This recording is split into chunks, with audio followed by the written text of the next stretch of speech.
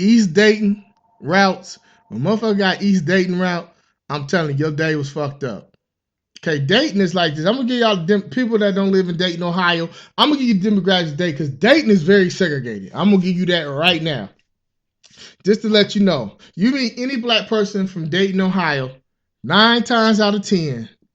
I'm not saying all, but 9 times out of 10, they grew up on the west side of the city. I'm trying to tell you, Dayton, Ohio is 43% black, and 98 of that 43% lives on the west side of the city, and that's just how it is, man. East Dayton, oh my God, that's like East Dayton's like a little town in Kentucky or West Virginia, some fucking where it's fucking hillbillies. I'm just be honest with you. And I used to do routes over there. We used to be pissed when we get routes over there. My boy Devin Johnson, my boy Brian Calloway, my boy T. We worked there. Man, listen, you get a East Dayton route, man, your day could be fucked up because your nose, the senses, the smells that you're gonna smell was gonna be some woo. You gonna step in some doozies. That's what we used to call them, man. Debbie say, man, I got this East Dayton route, man. I stepped in some doozies, my nigga, and you stepped in some doozies. Let me tell you, you stepped in some joints that was like woo wee. I am telling you, 1606 McLean. That had to be the nastiest house in the Midwest. Do you hear me, man? 1606 McLean. I don't give a fuck. Drive by that mother. Man, they just need to take a fuck hoarders. Just take a Molotov cocktail. Just take a caseload of Molotov cocktails and throw that shit in the window of the house and let that motherfucker burn. Man, so story is I'm meter reading. And meter reading was more, you didn't you rode to your destination like you do a neighborhood. Like, you'll do a neighborhood and you read the meters. And this was back when Dayton Power Light did gas and electric meters. Now in Dayton, they got veteran gas and they take care of the gas, and Dayton Power Light just does the electric. So, man, I had this meter reader route, East Dayton. Woo-wee. Man, I'm telling you. Had this route. So I'm doing the neighborhood, and I get to this house, 1606 McLean. I get to the house, man, and the data cap. We used to carry these data caps with us. It was like a little computerized thing. You put the numbers in for the read you got and all that. And you could leave messages. Like whoever did the route, you could do a message like, hey, the one gate is locked, go over to the other side, and that gate is unlocked. You can get to the backyard, read the meter or whatnot, or you got to knock on the door, or it's a key under under this rock. Go in, read the gas meter. They used to do that. So a message popped up on the data cap when I got to 1606 McLean. Message popped up like brooches, trash everywhere. Beware. Watch out. I said, damn, man, because the electric meter was outside on the side of the house. I got that. So I decided I'm going to knock on the door. Because man, I used to knock on the door because people would lie and say, he ain't knock on the door and read my gas meter. You'll call in and shit. So I would knock on the door and say, yeah, I knocked. Didn't no answer, and I did. So I knocked on the door, and this motherfucker answered the door.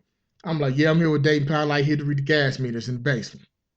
This dude gets to cussing. Motherfucker, damn, all this shit. That grandma cuss like, damn, what the fuck wrong with this guy?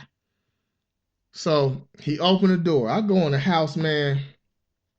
It's so much trash on the floor, dog. It's up to my knees. Up to my knees. And I'm sitting there like, man, what the fuck? Man, just trash everywhere, man. It was just like, say they ate McDonald's or something, they just threw the wrappers and shit on the floor. It was just a bunch of trash everywhere. I'm sitting there, but they had a brand new TV. This was circa 2001. These motherfuckers, before 9/11, this is like February 2001.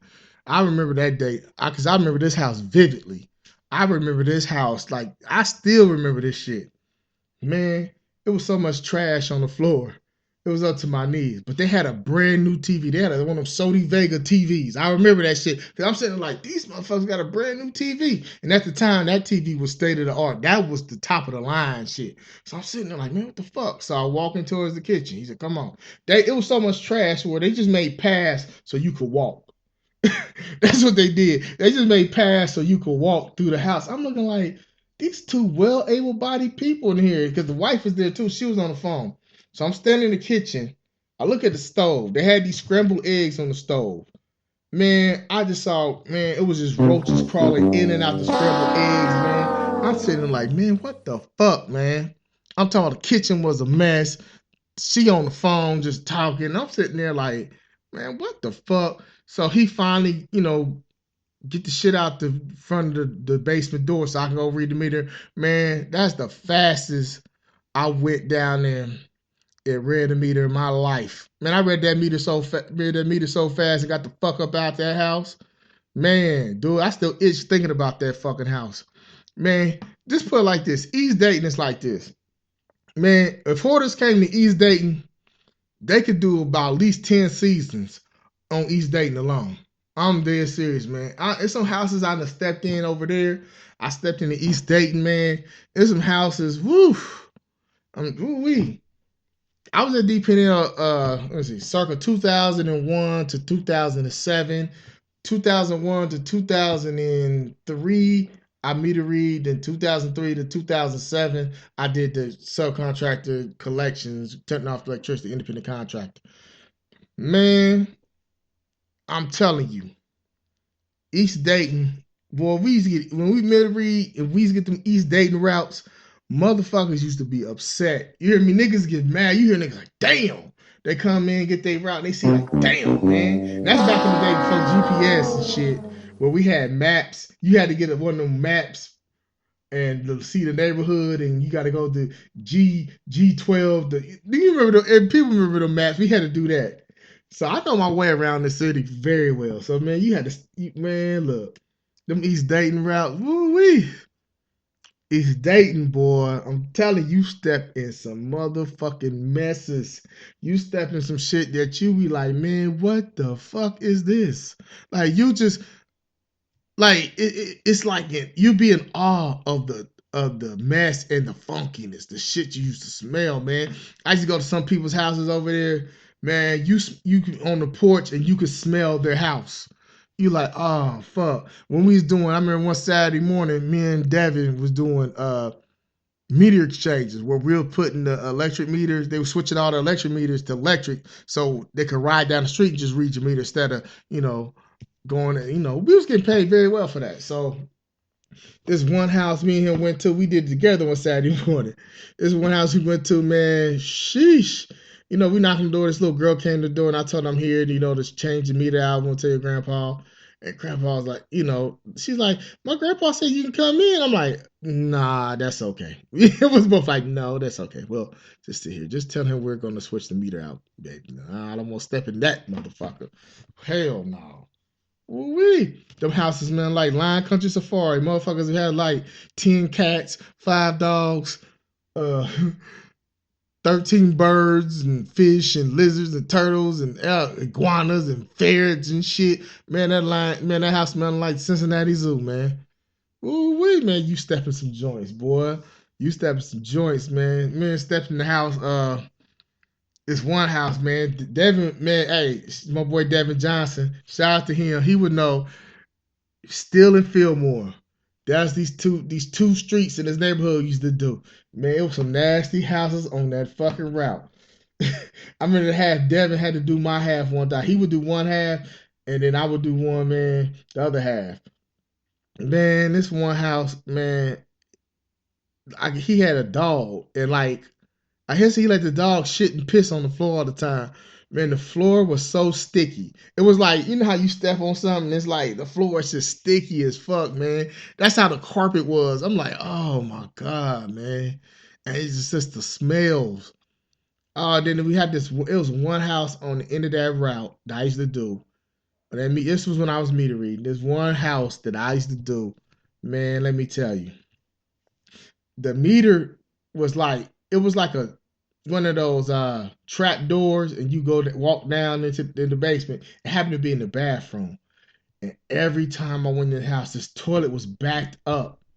Man, it was shit all in the toilet. Man, the smell was just so terrible. Man, that was the end of the route. That was the last house on that route too, man. Every time, man. Every fucking time, man. I'm trying to tell you, man. Woo-wee. Man, it's just been fun to talk about my memories, man, DP&L, because I shit doing that job for I mean, because with the collections, sometimes I would have to go in the houses and mostly apartment buildings. Like with the collections, most things I had to go in the house was when people got their say you were moving and you need to get the electricity out of your name and the gas without your name and switch back over to the landlord's name. I would read the meter and it was quick, like that, man. So I didn't have to go into many houses because most electric meters were outside.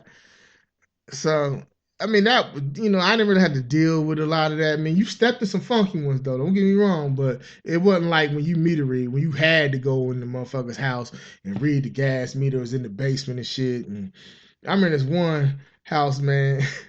I remember I knock on the door and I'm like, yo, I'm here to read the meter and shit. So dude come to the door, young guy too, young white dude. He wouldn't look old at all. Man, he had so much. It was like so much dog shit on the floor. This on the carpet. So much dog shit on the carpet where the shit start turning gray like it was shit start turning like it was paper mache and shit. You know when dog shit sit out so long start turning that gray color like it like paper mache.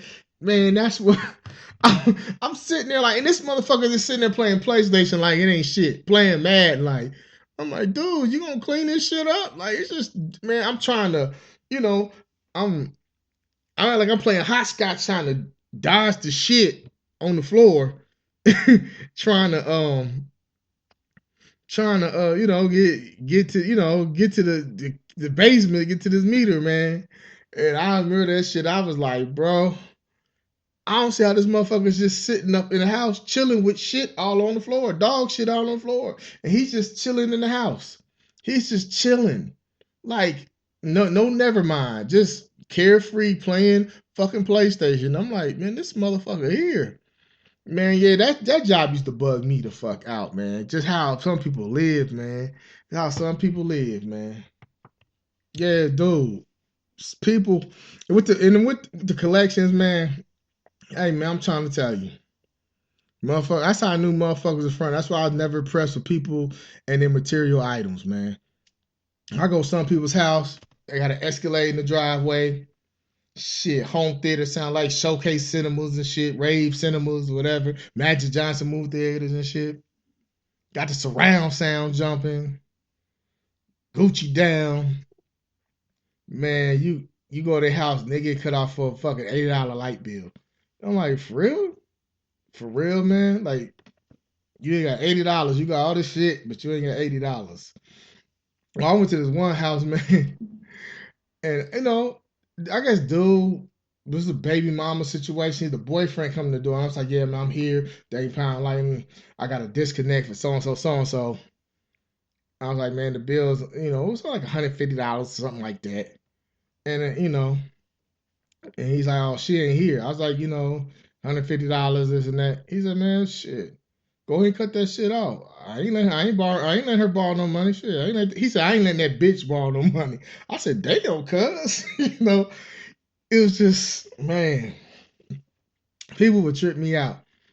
Man, one of the funniest stories, I'm gonna tell you one of the most fucking outrageous stories I had, man, was this dude I went to school with, man.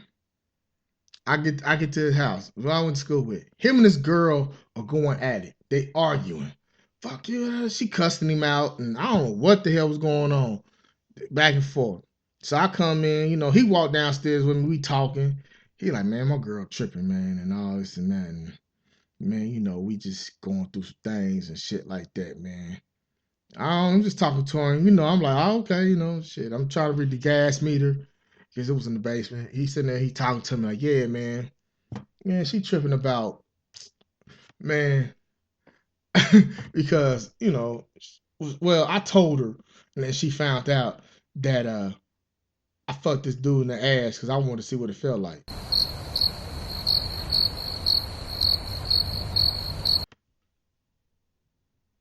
That's how silent I was. Like, I looked at this nigga. He said, man, I was just curious. I just want to know what it felt like, so I fucked this dude in the ass. He said it again. And I'm looking at this dude like, whoa, who?